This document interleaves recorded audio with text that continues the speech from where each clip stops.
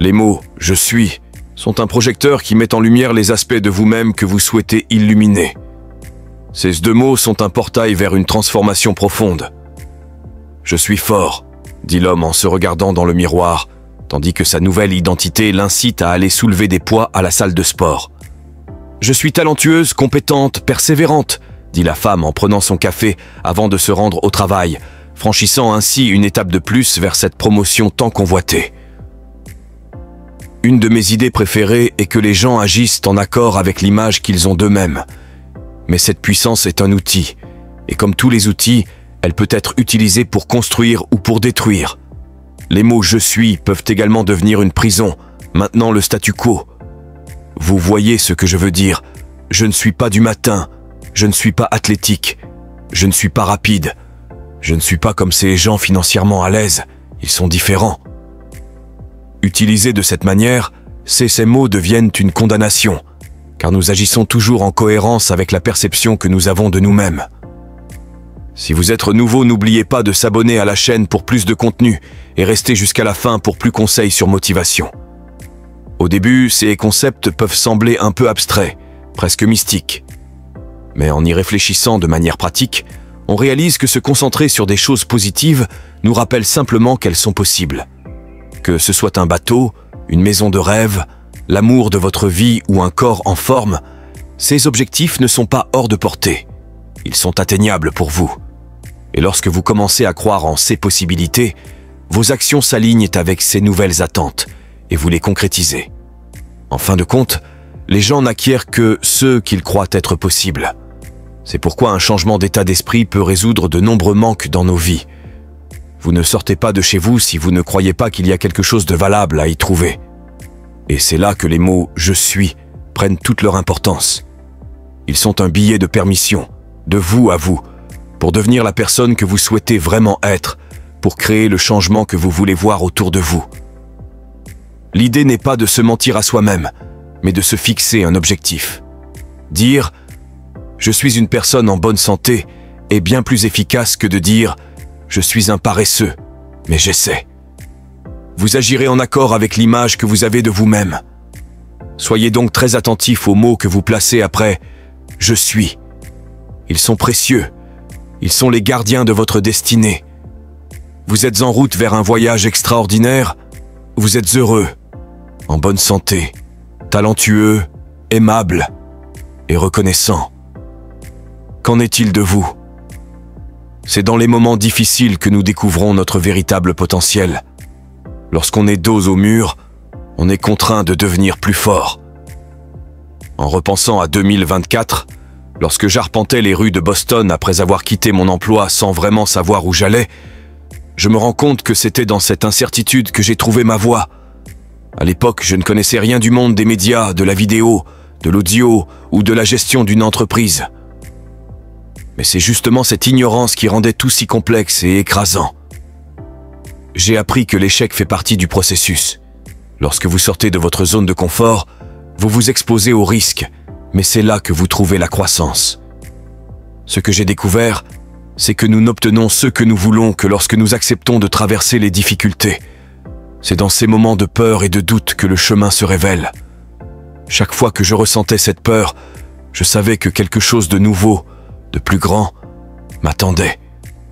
Invitez la terreur pure, et reconnaissons-le, c'est souvent ce que l'on ressent. Ce sentiment, souvent perçu comme un monstre, n'est en réalité qu'une opportunité déguisée, un adversaire que vous devez apprivoiser plutôt que fuir. Il est temps de changer notre rapport à l'inconfort, car notre compréhension initiale, celle qui nous est donnée par défaut, ne suffit pas pour bâtir quelque chose de significatif. Cette configuration par défaut est conçue pour préserver l'état actuel des choses, et non pour l'étendre. Tout comme ces haut-parleurs d'origine dans ma Ford F-Cent 52 999, il est temps de les remplacer, de les personnaliser, d'améliorer la qualité du son que nous entendons et les paroles que nous nous adressons. Quelle chance de savoir que ce sont les épreuves qui nous font évoluer, que la conscience de cette réalité est une bénédiction. Lorsque les difficultés de la vie vous surprennent et vous dispersent, soyez celui qui reste debout, cherchant l'avantage au milieu de l'agitation. chaque petit acte de courage devient de plus en plus significatif, mais il faut se perdre pour se retrouver, embrasser nos peurs pour devenir courageux, échouer pour réussir. Parfois, le prix semble élevé, mais je vous promets que ne pas essayer coûte encore plus cher. Les regrets, les si seulement, ont un prix bien plus lourd.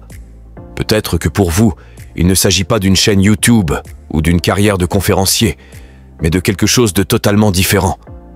Pourtant, c'est quelque chose qui compte, et si vous vous engagez à poursuivre ce que votre cœur vous appelle à accomplir, vous aurez des moments de défaite, des moments où vous en voudrez à vous-même d'avoir quitté le confort et la sécurité de votre ancien monde. Vous aurez des moments d'incertitude, de solitude, où vous ne saurez pas quoi faire. La différence réside dans la manière dont vous interprétez ces émotions. Les voyez-vous comme l'invitation que vous attendiez, ou comme une raison de faire demi-tour et de vous contenter d'une vie médiocre? Voilà la question. Comment allez-vous internaliser toutes ces émotions qui vous sembleront parfois dévorantes? Je n'aurais jamais cru à quel point la tentation de revenir en arrière pouvait être forte, me harcelant chaque jour pour que je me retire du bord et que je retrouve mon confort. Mais comme mon ancien entraîneur le disait à l'université, quand on faisait des exercices épuisants, 15 secondes, tu peux tout faire pendant 15 secondes. Et la vie n'est-elle pas une série de fenêtres de 15 secondes? C'est la capacité à compartimenter le processus, à transformer la difficulté en opportunité. Vous avez la capacité de penser différemment des autres, de reconfigurer vos conceptions du monde pour voir les ténèbres non pas comme une raison de fuir, mais comme une invitation à devenir la lumière. Souvenez-vous que la meilleure façon de grandir est d'avoir le courage de se mettre dos au mur, même si ce n'est jamais le moment idéal. Mais s'engager dans cette vulnérabilité libérera en vous la force et la grandeur longtemps enfouies. En plongeant dans le chaos, vous créez simultanément le calme que vous avez toujours rêvé. Vous réalisez la possibilité qui n'attendait qu'une porte entr'ouverte pour se frayer un chemin dans votre monde. Il y a un équilibre délicat à trouver lorsqu'on poursuit un objectif. Nous devons penser aux possibilités, à l'avenir, à ce que cela peut devenir.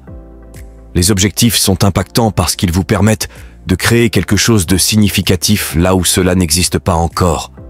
Mais c'est aussi ce qui rend le parcours si difficile, car cela signifie qu'il y aura une période substantielle où vous vous lèverez chaque matin sans avoir encore atteint votre objectif principal. Cela représente beaucoup de matins à travailler vers un rêve, à s'accrocher à l'espoir et à la confiance, en croyant que vous arriverez au sommet, en sachant que vous surmonterez ce qui se présentera. Si vous restez jusqu'ici, il est important de connaître plus, rester jusqu'à la fin.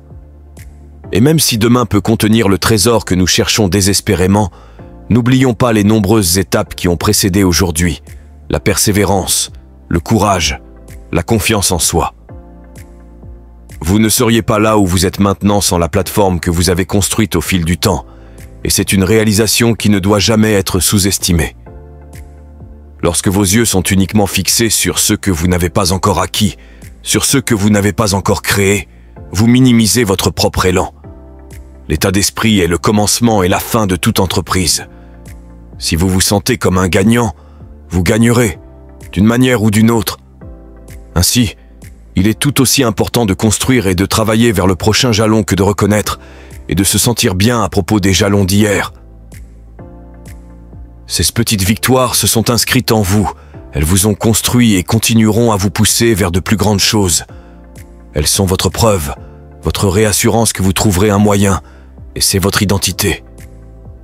Les réalisations sont un équilibre entre le progrès vers où vous devez aller et la confiance acquise grâce aux nombreuses étapes qui vous ont conduit là où vous êtes maintenant. Alors n'oubliez pas, de temps en temps, de regarder en arrière. Le monde nous renvoie l'image de ce que nous sommes actuellement, comme un miroir géant projetant le film qui se joue dans nos têtes. Nous klaxonnons dans les embouteillages, non pas lorsque nous sommes en paix avec nous-mêmes, mais lorsque nous sommes en détresse. Nous gravitons vers le négatif, non pas lorsque nous vivons dans l'abondance, mais lorsque nous vivons dans la pénurie. Nous abandonnons, nous nous retirons, nous nous contractons, non pas lorsque nous sommes confiants dans la route à venir, mais lorsque nous sommes pleins de doutes et d'inquiétudes. En d'autres termes, nous trouvons dans le monde ce qui vit déjà en nous. la vie, sous bien des, une preuve que nous utilisons pour justifier les choses que nous croyons déjà. Wayne Dyer utilisait souvent la métaphore de l'orange. Vous pouvez presser une orange encore et encore, mais il n'y aura jamais de jus de pamplemousse qui en sortira.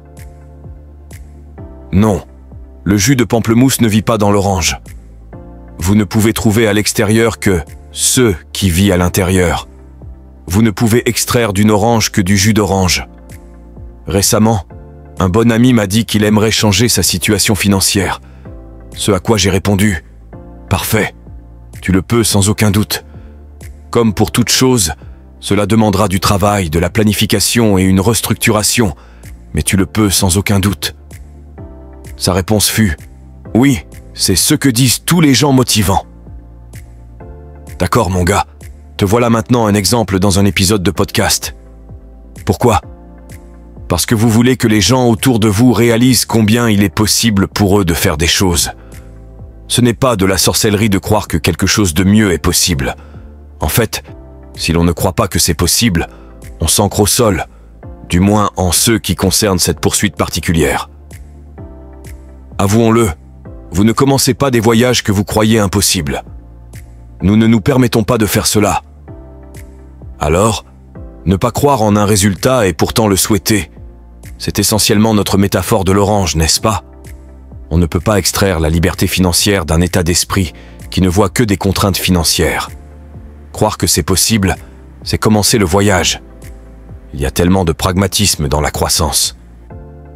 Les gens parlent beaucoup de la loi de l'attraction. Et je comprends, cela fixe un objectif. Mais l'image d'une maison de rêve sur votre mur n'est pas la raison pour laquelle vous aurez finalement cette maison de rêve. L'image de la maison de rêve sur le mur vous rappelle, vous aide à croire que vous êtes capable, un jour, d'acquérir cette maison, d'obtenir ce type de succès. Ce qui conduit à faire des choses pour concrétiser cela. C'est l'action qui compte, mais cette action doit être liée à la croyance. À la vingtaine, j'étais mécontent, je voulais plus, mais je ne croyais pas vraiment en ma capacité à obtenir plus. C'était le problème. C'est comme l'orange, attendre du jus de pamplemousse. On ne peut pas obtenir de résultats dans un domaine non propice à leur création. Ce n'est que lorsque j'ai dit « pourquoi pas ?» Peut-être que ça pourrait arriver, peut-être que je peux prendre le contrôle ici. Les chances doivent être supérieures à 0%, non? C'est comme Jim Carrey dans Asterisk Dumb Dumber Asterisk. Donc tu dis qu'il y a une chance. C'est tout ce dont on a besoin au départ. Une chance, une porte entrouverte.